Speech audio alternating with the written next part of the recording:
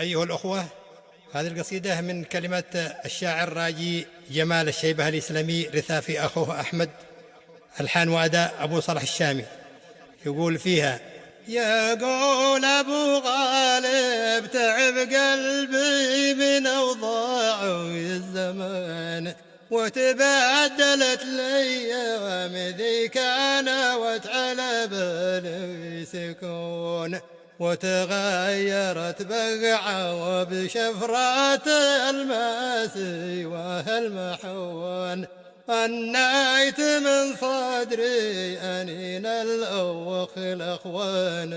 يدفون. هذه حياة الناس تتعايش وفي التالي ويكفون، والموت لقبل ما ورحم شايب ولا الطفل والكانون، باقيه على جرحي وزاد الجرح جرحه والحزن، أنهار جسمي والعصب وبيض مسود والعيون. الله يا الدنيا دفنتي من على جوفه سكن، والله يا الدنيا غبوني ما تساويها غبون، راح الذي كنت أحسبه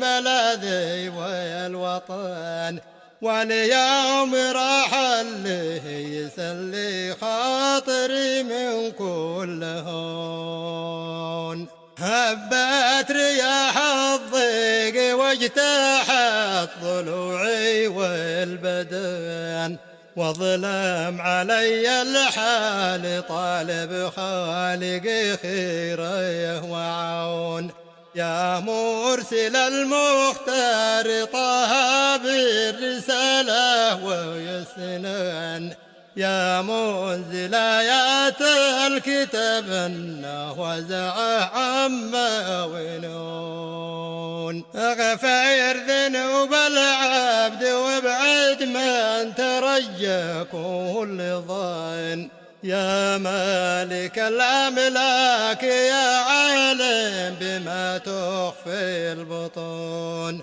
يا فاجعة عمري وكسر الساق ذي مني وهن، قدر الليالي والسنين العاجف عيتهون،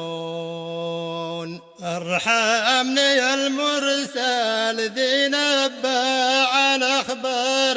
اليمن، وارحمني أحمد ذي فقدته وش بعده بيكون، أرثيه دمع العين ولا تسوى دموعي له ثمن، يا قبر لا تسخو على أحمد لا طفل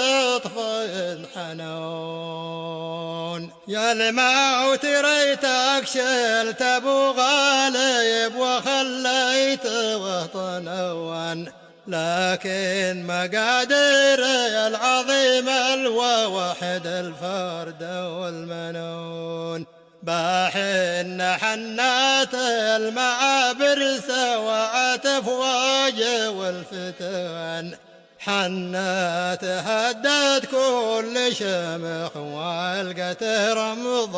طاحون، أجبرني الواقع على حمل المواجع وارتهن، جوره على ظهري وضكاتي العنا مني يمدون، أجبرني الواقع على حمل المواجع وارتهن، جوره على ظهري وضكاتي العنا منه ودون.